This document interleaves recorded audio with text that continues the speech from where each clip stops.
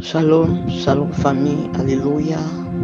Nous sommes à dévotion matinale et nous sommes aujourd'hui le jeudi 6 février, alléluia. Je viens encourager une personne à ne pas baisser les bras ce matin. Je veux t'encourager à ne pas baisser les bras. Alléluia. Toi qui continues de chercher et tu te rends compte que au fur et à mesure que tu forces, les choses semblent plus difficiles. Laisse-moi te dire que quand le jour veut arriver, la nuit devient plus sombre. Ce qui signifie que la gloire n'est pas loin d'arriver. Alléluia. Ce qui forge un homme, c'est les difficultés. Ce qui grandit un homme, c'est l'expérience. L'expérience s'acquiert dans les difficultés. L'expérience s'acquiert dans l'échec. Alléluia. Si tu n'as jamais échoué, tu ne sauras pas l'importance de ce que tu as. Tu as fait des affaires aujourd'hui, ça n'a pas marché, c'est tombé. Ne te décourage pas, au contraire, tu as appris quelque chose qui va te servir demain lorsque tu vas encore essayer. Continue d'essayer. Dieu n'aime pas les paresseux.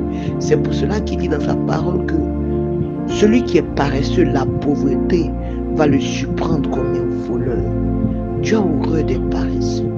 Continue ma soeur, continue mon frère. Pousse, force, alléluia, force. Et certainement la bénédiction te surprendra. La porte qui était hermétiquement fermée sera ouverte au nom de Jésus. Courage, courage, n'abandonne pas, ne baisse pas les bras parce que Jésus est avec toi. Regarde les disciples dans la barque. Lorsqu'ils étaient en train ils comptaient sur leur propre force. Quand la barque était en train de s'enfoncer, l'eau était en train de remplir la barque. Lorsqu'ils étaient en train de compter sur eux-mêmes, ils n'arrivaient pas à changer la situation. Mais lorsque Jésus s'est réveillé, il a menacé le vent. Alléluia. Je prends cette image-là pour te dire que c'est vrai que c'est bizarre. Mais sache que Jésus est dans la situation que tu traverses et il va menacer cette tempête au temps favorable. Tu vas lire avec moi ce passage-là pour donner encore plus de force. Dans Josué 1, à partir du verset 9, la Bible dit ceci. Ne t'ai-je pas donné cet ordre? Fortifie-toi et prends courage. Ne t'effraie point et ne t'épouvante point, car l'Éternel ton Dieu est avec toi dans tout ce que tu entreprendras. Regarde, l'Éternel Dieu est avec toi, mon frère, avec toi, ma soeur.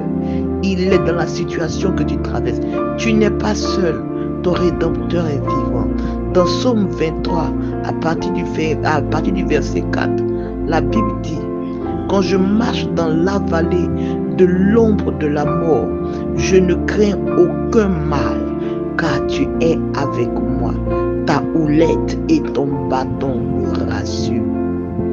Même dans la vallée la Bible dit, quand je marche dans la vallée de l'ombre de la mort. Donc la situation que tu traverses, que tu vois chaotique, elle n'est pas chaotique. Alléluia. C'est l'impression que le monde veut te donner. C'est l'impression que la situation veut te donner afin de te décourager. Laisse-moi te dire qu'on reconnaît un grand par la manière dont il a échoué. Car l'échec te rend encore plus grand. L'échec va te donner la force de te relever et d'avancer. Je veux prophétiser sur la vie d'une personne qui est en train d'être découragée à cause des difficultés de la vie. Dans le nom de Jésus, s'il y avait une sorcière ou un sorcier caché derrière ta situation, nous le chassons maintenant au nom de Jésus. La montagne qui s'est élevée pour t'empêcher d'avancer, qui fait que chaque fois tu dois recommencer, nous le chassons dans le nom de Jésus. Tu n'échoueras point. C'est ton temps, c'est ton année, c'est ta saison. Je déclare que tu n'échoueras point. Parce que la main de Dieu s'élève. Comme Jésus s'est élevé dans la barque et a menacé la tempête. La main de Dieu s'élève maintenant et menace les difficultés de ta vie. Change les choses au nom de Jésus. Tu es béni ma soeur, tu es béni mon frère. Bonne journée chacun et n'oublie pas que ce n'est que l'ombre de la mort. Ce n'est que l'ombre de la mort. Ce n'est pas la mort. Tu n'es pas le dernier. Non, non, non. Dieu te prépare à être à la tête. Sois béni. Shalom.